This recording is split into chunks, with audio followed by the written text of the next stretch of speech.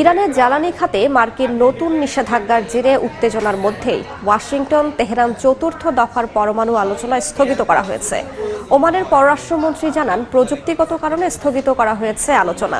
Tehran বলছে, সমঝোতার পথে এখনও তাদের অবস্থান অটল রয়েছে। যদিও ট্রাম্প প্রশাসন জানিয়েছে, ইরানকে পারমাণবিক অস্ত্র তৈরি করতে বাধা দেয়াই যুক্তরাষ্ট্রের অন্যতম লক্ষ্য। বৃহস্পতিবার রাতে এক্স পোস্টে তিনি জানান, যুক্তরাষ্ট্র ও ওমানের আলোচকদের সঙ্গে যৌথ সিদ্ধান্তেই বৈঠক স্থগিত করা হয়েছে। ইরানের সঙ্গে পরমাণু ইস্যুতে চলমান পরোক্ষ বৈঠকের মধ্যেই নতুন করে দেশটির জ্বালানি খাতকে লক্ষ্য করে নিষেধাজ্ঞা আরোপ করেছে যুক্তরাষ্ট্র। বুধবার এ নিষেধাজ্ঞার ঘোষণা দেন মার্কিন পররাষ্ট্রমন্ত্রী মার্কো রুবিও। যদিও নিউ ইয়র্কে অবস্থিত ইরানি মিশনের পক্ষ থেকে এ বিষয়ে কোনো প্রতিক্রিয়া জানানো হয়নি। ওমানের পররাষ্ট্রমন্ত্রী জানান, প্রযুক্তিগত জটিলতার কারণেই বৈঠক পেছানো হয়েছে। নতুন সময় নির্ধারণ হবে পারস্পরিক সমঝোতায়। জিম্মিদের মুক্তির অজুহাতে গাজার ফিলিস্তিনিদের ওপর নারকীয় তাণ্ডব চালানোর পর এবার নেতানিয়াহুর কণ্ঠে ভিন্ন সুর। বললেন, জিম্মিদের মুক্তি নয়, যুদ্ধের প্রধান উদ্দেশ্য হামাসকে পরাজিত করা। এদিকে ইসরায়েলি হামলায় একদিনে গাজায় প্রাণ গেছে আরও ৩১ ফিলিস্তিনির। বিশ্ব স্বাস্থ্য সংস্থা বলছে, ২ মাস ধরে চলা ইসরায়েলি অবরোধে গাজার শিশুরা মানবিক সংকটে পড়েছে। এমন পরিস্থিতিতে উপত্যকায় ত্রাণ প্রবেশের ওপর দেয়া নিষেধাজ্ঞা তুলে নিতে ইসরায়েলের প্রতি আহ্বান জানিয়েছে যুক্তরাষ্ট্র। পাল্টা জবাব দিয়ে যাচ্ছে হামাসও। সম্প্রতি তাদের চালানো বিশেষ অভিযানে কয়েকজন ইসরায়েলি সেনা নিহতের দাবি করেছে ফিলিস্তিনের স্বাধীনতাকামী সংগঠনটি, যদিও এ বিষয়ে মুখ খোলেনি ইসরায়েল। অন্যদিকে শুক্রবার তেল আবিব লক্ষ্য করে ব্যালিস্টিক ক্ষেপণাস্ত্র ছুড়েছে ইরান সমর্থিত ইয়েমেনের সশস্ত্র বিদ্রোহী গোষ্ঠী হাউথি। যদিও আঘাত হানার আগেই ক্ষেপণাস্ত্র প্রতিহত করার দাবি করেছে ইসরায়েল।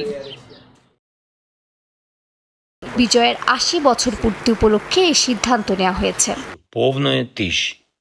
তবে ৩ দিনের যুদ্ধবিরতি প্রত্যাখ্যান করে মস্কোর এ পদক্ষেপকে মিথ্যা শান্তির অভিনয় বলে অভিযোগ করেছেন ইউক্রেনের প্রেসিডেন্ট ভলোদিমির জেলেনস্কি। জেলেনস্কি স্পষ্ট জানিয়ে দিয়েছেন, এখন প্রয়োজন ১ মাসের পূর্ণ যুদ্ধবিরতি, আর তা অবিলম্বে কার্যকর হওয়া দরকার। ইউক্রেন রাশিয়া যুদ্ধে যুক্তরাষ্ট্রের আগ্রহ দ্রুত ফুরিয়ে আসছে। মার্কিন পররাষ্ট্রমন্ত্রী জানিয়েছেন, দুই পক্ষ শিগগিরই কোনো সমঝোতায় না পৌঁছালে মধ্যস্থতাকারী থেকে সরে আসবে ওয়াশিংটন। এদিকে মার্কিন গণমাধ্যম CNN এর দাবি, যুদ্ধের মালামাল পরিবহনে আকাশপথ উন্মুক্ত করতেই ৩ দিনের যুদ্ধবিরতির পরিকল্পনা করেছেন রুশ প্রেসিডেন্ট ভ্লাদিমির পুতিন। যুদ্ধবিরতির সম্ভাব্য আলোচনার মধ্যে ইউক্রেনের বিভিন্ন অঞ্চলে রাশিয়ার চালানো ড্রোন হামলায় প্রাণ হারিয়েছেন ১২ বছরের এক কিশোরী, আহত হয়েছেন অন্তত ৪৫ জন।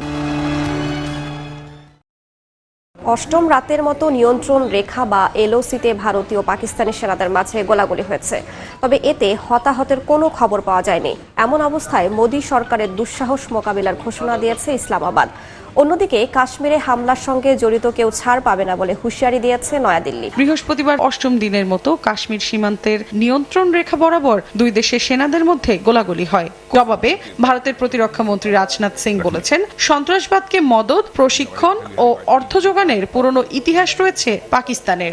বলেন, হামলার সঙ্গে যুক্ত সবাইকে খুঁজে বের করা হবে এবং কাউকেই ছাড় দেওয়া হবে না। পর্যটকদের ওপর হামলাকারী ৪ সন্ত্রাসী এখনো দক্ষিণ কাশ্মীরের জঙ্গলেই লুকিয়ে আছে বলে ধারণা করছে ভারতের জাতীয় তদন্তকারী সংস্থা NIA।